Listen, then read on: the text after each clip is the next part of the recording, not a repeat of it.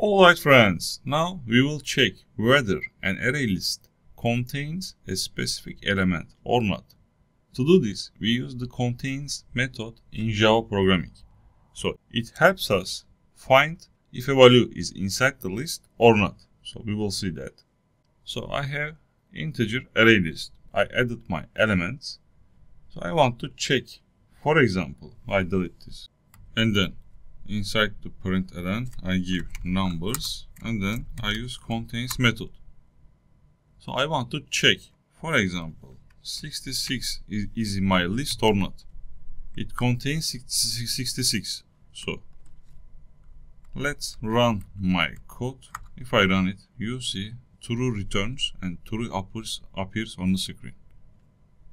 If I give any value which is not in my list, in my array list, for example 67,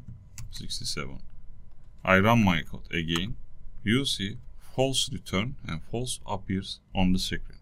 Super, that's all.